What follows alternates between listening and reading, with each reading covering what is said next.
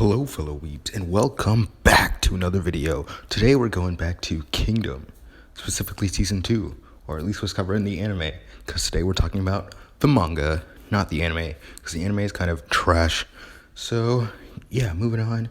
Basically I'm going to give you a quick overview before we get into the full video, but basically what happens in China at this point in the 240s BCE, there are 7 different warring states, and basically they're just battling to get more territory and eventually trying to either unite China or just take over new territory and eliminate other states. So what's happening in this section of the manga is that we start out with a political battle that involves 2 of the main warring states that we've been focusing on, mainly Qin and Zhao. So Qin is the state that represents all of the main characters that we know and love, like Sei and Shin, who is the main character of the story. And then in this instance, they're fighting against Zhao's faction, which has their lead tactician there, who is this man named Riboku, who was their main antagonist of the last main section or arc of Kingdom. And although I will reference other parts of the manga that took place before this, I will probably mostly be focusing on what happens in this section of the manga that season 2 has covered, which includes chapters 174 all the way to chapters 260. It's not as big as season 1, which covered chapters 1 all the way to 173, but there's a lot more packed into these chapters that I will be exploring with you all today. So basically what's going to be happening in this section is, as I said before, it's a political battle, but it doesn't that much involve the king. And in this instance, we see that the king doesn't have as much power in the state, but the one who actually has power in this situation is the chancellor. And we've seen the chancellor before, but we've also known him to be an intimidating opponent because in the past he was only a merchant, but now he's risen all the way up to the rank of chancellor, which is closest to the highest position. But he's not the full chancellor yet. At this point, he is just the chancellor of the right, I believe. So he's not in the highest position, but he's in one of the closest positions that's almost equal to the king in power in just the state in general. So he's the main one that's actually negotiating with the Riboku as to what they're going to do after this battle they just had.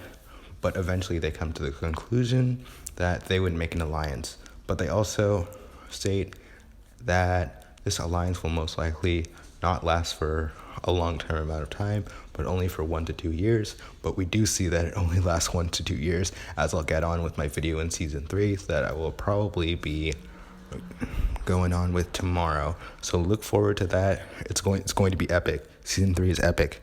Look forward to it. It is epic, I tell you. Even though it's only 4 episodes, it is very cool.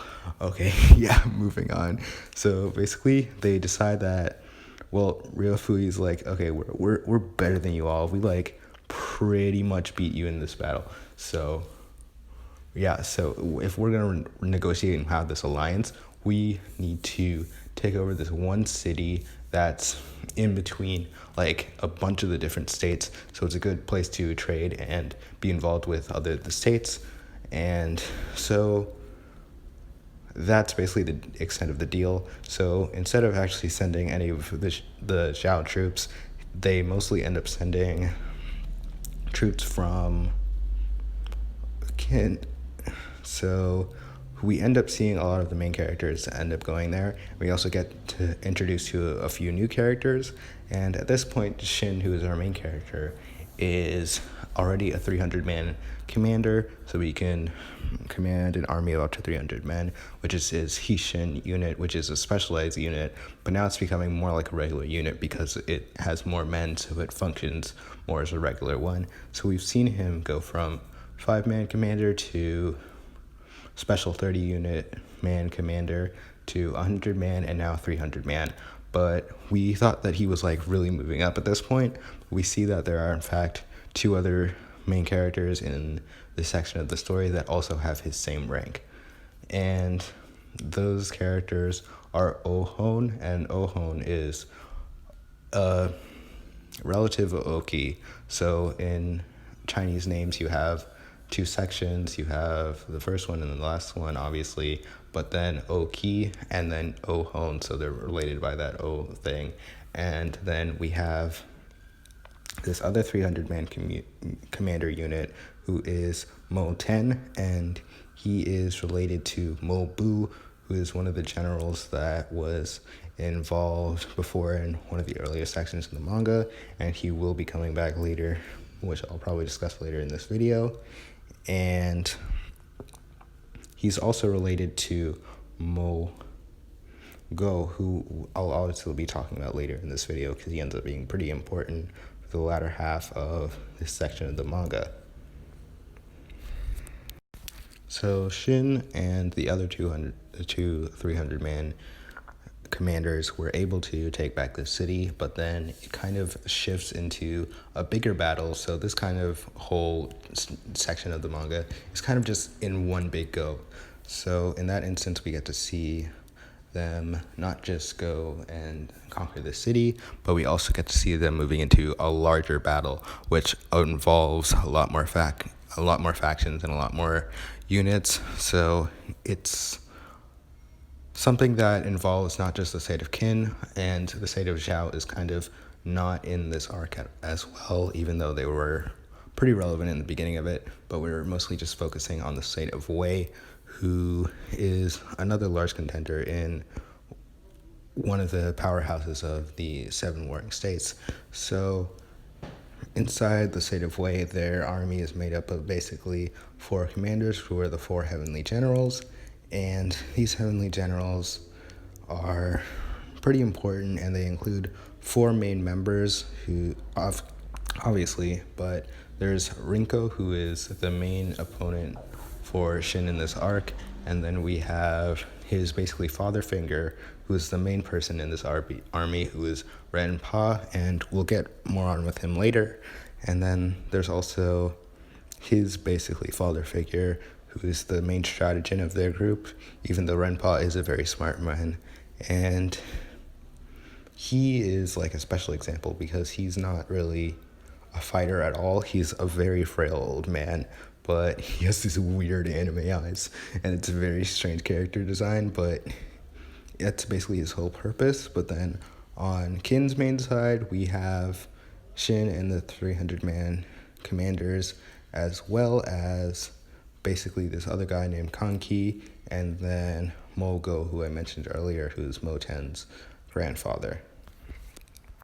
And most of this section onward is basically just these 2 main states just going at it with each other, and then it's kind of more like a strategic battle, as we see a lot of strategic battles in this section of the story. But then we get to see more things like Rinko, who is the guy I mentioned before, who ended up being like this very intimidating figure because at the beginning, like before their battle even really started, he's ended up killing a bunch of 1,000-man commander units just to basically exert his dominance. But then we move on to Ren Pa and Mo Go's battle. So they're basically some of the oldest ones on the field, and they've known each other for like 40 plus years, and they've been battling with each other. This is the main battle that takes place, and basically what happened is that Mogo has been planning out this strategy to defeat Ren Pa for like 40 years, but then Ren Pa figures it out in like 5 minutes, and you just see this man kind of freak out as he realizes his entire plan is going asunder after he's planned this for 40 years, and it's pretty sad, but that's pretty much where the climax of the arc ends. And there was one thing I forgot to mention, which was more closer to the beginning of the arc when I was talking about that whole political battle. And that's what happened where we saw Sei's mother, Sei being the king of Qin.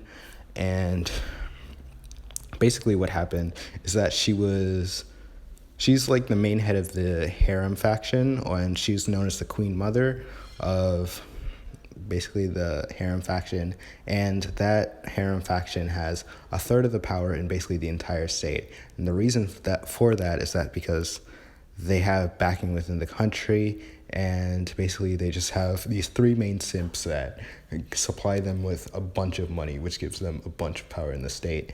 And she was having an affair with the chancellor that I mentioned earlier, so that was kind of a big deal, and it made Say be able to step up as a king. So it was nice to see us get some development from him, even if it was early on in the entirety of what season 2 covers. And that's pretty much it for the video. If you did like, please leave a like, comment, subscribe. Please do share it around. I want my channel to grow. I got 6 subscribers. I've had 6 subscribers for weeks now. Please subscribe, share. Please, I'm begging you. Please, I'm talking about season 3 tomorrow. It's going to be epic. Please, please, please. I'm begging you. Okay, that's it. I'm done. I'm sorry. I'm sorry for that.